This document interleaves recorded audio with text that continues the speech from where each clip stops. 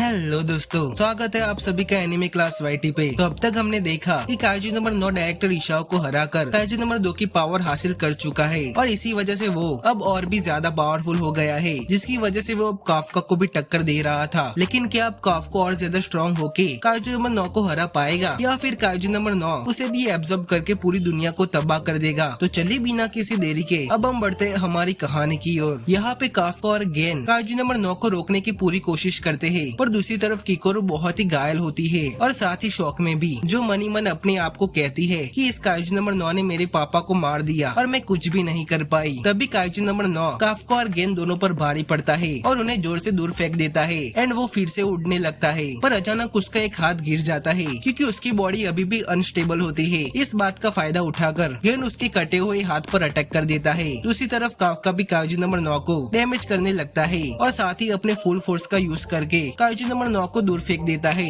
यहाँ पे kaiju number 9 frustrate होता है और कहता है मैं अपनी बॉडी को बार बार हर्ट कर रहा हूँ और दूसरी तरफ मैं रिकवर भी नहीं हो पा रहा और ऊपर से काइजू नंबर 8 बार बार मेरे रास्ते में आ रहा है, तो इसका मतलब साफ साफ है कि यही मेरे सबसे बड़ी रुकावट है। तब काफका उसे एक और पावरफुल पंच देता है, जिसकी वजह से काइजू नंबर 9 का दूसरा हाथ भी कट जाता है। अब काफका और गेन मिलकर काइजू नंबर 9 पर अटैक कर देते हैं, लेकिन काइजू नंबर 9 काइजू नंबर 2 के इलेक्ट्रोमैग्नेटिक अटैक का यूज करता है, जिसकी वजह से एक बड़ा सा धमाका होता है और उसी के साथ उसकी आधी बॉडी भी खत्म हो जाती है। लेकिन इस सब के बाद भी काफका और गेन एकदम ठीक होते हैं और दोबारा अटैक करने के लिए रेडी होते हैं। तभी उसके दिमाग में एक आइडिया आता है और वो अकीरा और किकोरू पर अटैक कर देता है, जिसकी वजह से काफका और गेन मजबूरन काइजू नंबर 9 को छोड़कर उन दोनों को बचाने के लिए चले जाते हैं। उसके बाद काइजू नंबर 9 कहता है कि तुम उन लोगों को कभी छोड़ नहीं सकते जिसकी तुम्हें जरूरत है और यही इंसानियत की सबसे बड़ी कमजोरी है। So good bye kaiju number 8। जिससे हमें पता चलता है कि काइजू नंबर 9 की जिंदगी में कोई ना कोई ट्रॉमा जरूर से रहा होगा, जिसकी वजह से ये ऐसा बन गया। इसी तरह से काइजू नंबर 9 वहाँ से भाग जाता है। दूसरी तरफ काफका और गेन किकोरू और अकीरा को बचा तो लेते हैं, लेकिन उन्हें बहुत ही अफसोस होता है कि वो काइजू नंबर 9 को रोक नहीं पाए, जिससे काफका गुस्से में जोर जोर से चिल्लाने लगता है। थोड़ी देर बाद सबको इन्फॉर्म किया जाता है कि डायरेक्टर इशाओ अब इस दुनिया में नहीं रहे, जिसमें पूरी डिफेंस फोर्स उनके पिंजरे में आकर उन्हें श्रद्धांजलि देती है। यहाँ पे गेन को फ्लैशबैक आता है, जिसमें डायरेक्टर इशाओ उनकी टीम को काइजू से बचाते हैं और उनकी वो आखिरी बात भी, जिसमें वो कहते हैं गेन अब डिफेंस फोर्स और नेशन की प्रोटेक्शन की जिम्मेदारी तुम्हारे ऊपर है। फ्यूनरल के वक्त काफका नोटिस करता है कि किकोरू वहाँ नहीं आई। गेन फिर उसे मिलने डायरेक्टर इशाओ की ऑफिस चला जाता है, जहाँ पे किकोरू होती है। तो गेन उसे कहता है क्या तुम उन्हें आखिरी बार गुड बाय नहीं कहना चाहोगी? तो किकोरू कहती है मैं कुछ नहीं कर पाई क्योंकि मैं बहुत ही स्लो थी और साथ ही कमजोर भी, एंड इसी वजह से मैं उनको नहीं बचा पाई। ये मेरी गलती है कि काइजू नंबर 9 वहाँ से भाग गया। कैप्टन गेन मुझे स्ट्रॉन्ग बनना है। मुझे पता है कि मेरे डैड अभी भी उस चीज के अंदर है, इसलिए मैं उन्हें इस तरह से गुड बाय नहीं कह पाऊंगी। हमें उनको हराना ही होगा, तभी मैं उन्हें सच में अलविदा कह पाऊंगी। गेन उसे प्रॉमिस करता है मैं तुम्हें नेक्स्ट फाइट से पहले सबसे ताकतवर बना दूंगा, जिसमें डायरेक्टर इशाओ ने जो कुछ भी मुझे सिखाया है मैं वो सब तुम्हें सिखाऊंगा। अब तुम्हारी बारी है दिखाने की तुम उस नॉलेज का क्या करती हो। किकोरू इस बात के लिए एग्री कर लेती है। बाहर काफका चुपचाप उनकी बातें सुन रहा होता है। तभी वो नोटिस करता है कि उसके हाथ का एक हिस्सा अभी भी ह्यूमन स्किन में कन्वर्ट नहीं हुआ है। उसके बाद वो वहाँ से चला जाता है। अब अगले सीन में इशाओ का दोस्त यानी कि इटामी लैब में होता है, जिसमें हमें पता चलता है कि डायरेक्टर इशाओ ने एक सीक्रेट प्रोजेक्ट शुरू किया था। अब उनके मरने के बाद इटामी उस प्रोजेक्ट का हेड बन जाता है। वो कहता है कि इस प्रोजेक्ट को जल्दी से खत्म करना होगा ताकि काइजू नंबर 9 के अगेंस्ट रिवेंज के तौर पे उसे यूज किया जा सके। दूसरी तरफ किकोरू की ट्रेनिंग शुरू होती है। वो प्लेटून लीडर रिन के साथ प्रैक्टिस करती है, लेकिन यहाँ पे रिन उसे इजीली हरा देती है। तभी किकोरू मन ही मन सोचती है कि ये अपनी रेंज में अच्छी लड़ाई करती है और इसी वजह से बैटलफील्ड में बड़ी गन के साथ इतनी अच्छी से फाइट कर पाती है। तभी गेन बोर होकर कहता है मुझे तुमसे फाइट करने में मजा तब आएगा जब तुम मेरे लेवल तक आओगी। फर्स्ट डिवीजन के सब प्लेटून लीडर्स एक दिन कैप्टन बनने की एबिलिटी रखते हैं। अगर तुम्हें उन्हें सरपास नहीं कर पाओगी तो मुझ तक कैसे पहुँचोगी? उसके बाद वो ये भी कहता है कि मैं जो गेम खेल रहा हूँ उसे कंप्लीट करने में 1 महीना लगेगा और तुम्हें उस वक्त तक सब प्लेटून लीडर्स को क्रॉस करना होगा। सो चलो गेम स्टार्ट करते हैं। इतने में ही वहाँ पे इजी आ जाता है और आते ही गेन को एक लात मारकर बोलता है कि अपने काम पर ध्यान दो। दूसरी तरफ किकोरू फिर से रिन के साथ फाइट करने के लिए रेडी हो जाती है। यहाँ पे इजी गेन से पूछता है कि क्या तुमने डिसाइड किया कि क्या हम काइजू नंबर 8 को फर्स्ट डिवीजन का हिस्सा मान रहे हैं या नहीं? तब एक पर्सन गेन और इजी को एक रूम में बुला लेता है। उसके बाद वो पर्सन गेन और इजी को काफका की बॉडी का एनालिसिस बताता है। उससे पता लगता है कि अगर काफका बार बार काइजू फॉर्म में ट्रांसफॉर्म होता है तो एक दिन ऐसा आएगा जब वो दोबारा ह्यूमन में में कन्वर्ट नहीं हो पाएगा, मतलब वो एक नॉर्मल लाइफ कभी भी नहीं जी पाएगा। दूसरी तरफ घर आकर काफका सफाई कर रहा होता है और डिफेंस फोर्स उस पर नजर रख रही होती है। तभी उसे याद आता है कि उसे एक जगह जाना है और वो वहाँ पहुँचता है जहाँ पे उसकी पुरानी टीम काइजुस की बॉडी की सफाई कर रही होती है। तभी उसके दोस्त उसे देखकर बहुत ही खुश हो जाते हैं। काफका उन्हें कुछ सामान वापस करने आया होता है, पर वही उसे अपने पुराने दिन याद आ जाते हैं। तो वो फिर से मशीन उठाकर काइजुस को कट करने लगता है और सब लोग उसकी स्पीड देखकर हैरान हो जाते हैं। तभी वहाँ पे एक वर्कर जिसका नाम इचिटाका होता है, वो कहता है, तुझे पता है काफका, जब से तू यहाँ से गया है तब से मुझे ही काइजू की इंटेस्टाइन क्लीन करनी पड़ती है। तो काफका उसे कहता है, अब तुझे समझ आ गया होगा कि मैं टीम के लिए कितना इम्पोर्टेंट था। उसके बाद इचिटाका बोलता है, वैसे तू डिफेंस फोर्स में बहुत ही नीचे है, तो क्यों ना तू यहाँ पर काम कर ले, तो तू टीम का स्टार बन सकता है। तब टोकिदा उस पर पानी फेंक कर बोलता है कि बकवास बंद करो अपनी। काफका शाम तक उनकी हेल्प करता है। तब सब वहाँ पे सोचते हैं कि अब क्या होगा। डायरेक्टर इशाओ मर चुके हैं जो हमारे लिए एक इनविजिबल हीरो थे, क्या हमें ये सिटी छोड़ देनी चाहिए? टोकिदा तुरंत बोलता है, बंद करो ये बकवास, मैं कहीं नहीं जा रहा। मुझे पता है जापान की डिफेंस फोर्स कभी इजीली हार नहीं मानेगी, वो जरूर कुछ न कुछ करेगी। सही कह रहा हूँ ना काफका? काफका सोचता है कि अगर उसे अपने फ्रेंड्स को बचाना है तो उसे काइजू नंबर 9 को हराना ही होगा। उसके बाद काफका और गेन इसी जगह एक साथ बैठकर बात कर रहे होते हैं, जिसमें गेन कहता है, मैं तुम्हें डिफेंस फोर्स में रहने नहीं दे सकता, क्योंकि अगर तुम बार बार ट्रांसफॉर्म होगे तो शायद एक दिन तुम दोबारा इंसान नहीं बन पाओगे। लेकिन मैं ये सब जानते हुए तुमसे एक बात कहना चाहता हूँ, हमारी मदद करो काफका। मुझे फर्क नहीं पड़ता कि तुम हमेशा के लिए काइजू बन जाओगे, अगर ऐसा हुआ तो मैं तुम्हें खुद ही मार दूंगा, लेकिन अभी हमें काइजू नंबर 9 को किसी भी कीमत पर मारना होगा। हम दोनों वहाँ थे, इसलिए सिर्फ हम दोनों ही जानते हैं कि उस वक्त क्या फील हो रहा था। मुझे पता है कि तुम इस बात को मना नहीं करोगे, तब जो भी होगा मैं रेडी हूँ। काफका फाइनली एग्री कर लेता है, ठीक है